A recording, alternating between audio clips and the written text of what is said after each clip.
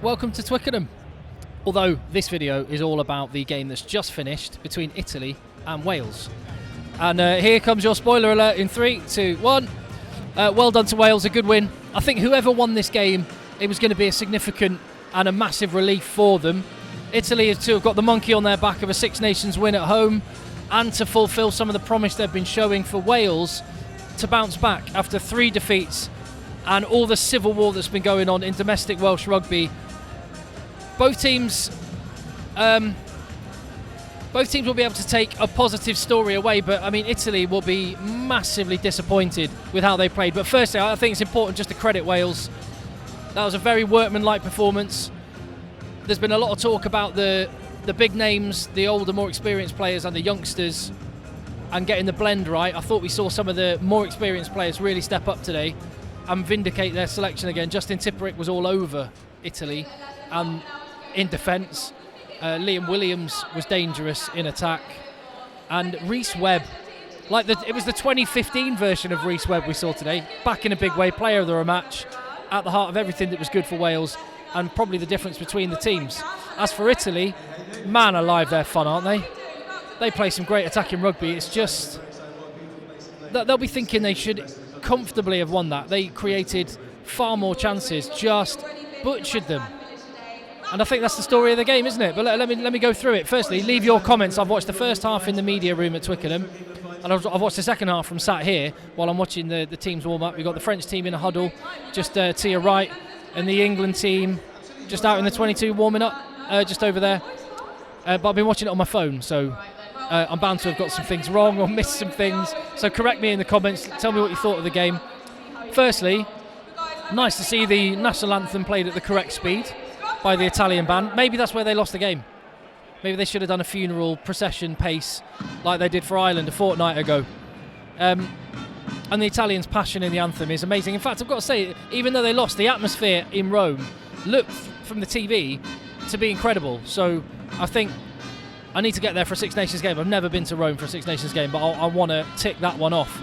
First 5 minutes, brilliant start for Wales. Lightning fast rucks. I wasn't ready for a bold Taulupe Faletau, but it seemed to fire him up, and he played brilliantly. There was really competent, good-looking attack from Wales, and it's amazing what 2 weeks without a civil war in the camp and a bit of time together can do, because there was that Rhys Webb really intelligent kick, whereas against England, Wales just had brain-dead kicks straight down Freddie Stewart's throat. Rhys Webb, really intelligent kick when the Italian defence was good, and Rio Dio in with a try. And Wales just controlled the game territorially. And this is the thing with Italy. They're so good in attack. They're so good at breaking from anywhere, and they got round the outside all day long against Wales. But you just feel if they do get caught in their own 22, they're just going to lose it. So it's a high-risk strategy from Italy, which when it pays off is amazing. When it doesn't, it gives the opposition territory, and in the case of Wales, points. They were 15-3 up. Italy butchered a couple of chances. That one to Padovani off of a first phase move, passed into touch. And then Italy trying to run out of their own 22, turned over. Wales score. And Warren Gatland always talks about being the best at the things which require no skill whatsoever. And Wales just had an engine and a work rate today, and that defensive appetite, which I think, when things aren't going well, basing your game on that is no small thing whatsoever. Rutzer, time for that offload, didn't he? And kept hold of it, tried to do the trickier offload off the floor, and Brex threw the ball at the try line. So frustrating to watch. But there was also Liam Williams doing an Antoine Dupont on Mac Hansen kind of move. It was Dupont 2.0, that one, which I quite liked. But having had a good game against Ireland, having copped some criticism, Stephen Varney was not good today. And Brex, although he scored a try in the second half, really disappointed in his performance. And just the naivety of Italy. They did all the hard work and then completely butchered it. But let's just talk about Rhys Webb a little bit more. Lovely tan, lovely skin fade, lovely rugby player, and looked like the Rhys Webb of old, which was great to see. I think Let's just talk about the ref briefly. I don't like bashing referees. I can understand if you're an Italian fan, you might be quite frustrated. You get calls that go one way or the other way, but there was a bit of inconsistency is all I felt on that one. But you can only blame the referee if you don't butcher 3-4 great opportunities for tries, which Italy did. Breaking around the outside for fun, chucking the ball into touch, you're not going to win a game when you do that. And it feels like, if I had to liken Italy to anything, Italy reminded me of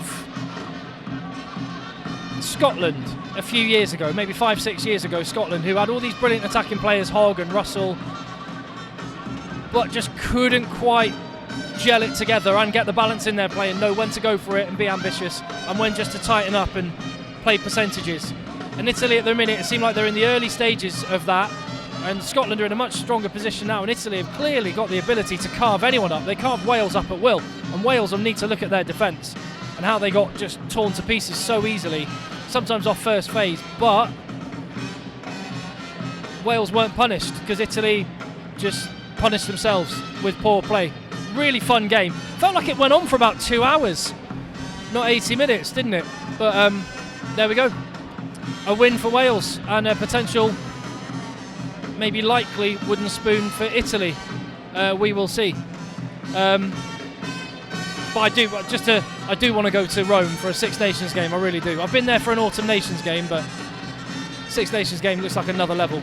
And Wales, let's just pay tribute to those players who've been through the ringer.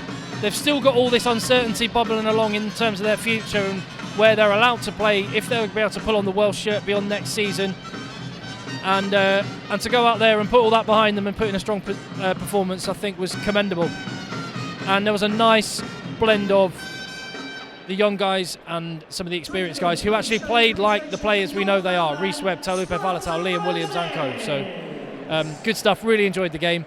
A nice little build-up for this, which is about to kick off in Twickenham, is as I record this now, in 20 minutes time. So hit subscribe on the channel, and then you'll get the hot takes immediately after England versus France.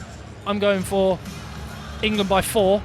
I predicted France by 4 a couple of days ago, but I'm here and I'm getting wrapped up in the atmosphere, so I'm going for England. What the heck? But England are going to have to take on that front scrum, which are just going through their paces at the minute. So yeah, I'll be here at full time. Hit subscribe on the channel, really appreciate it. And I'll see you on the next video. Enjoy the rugby.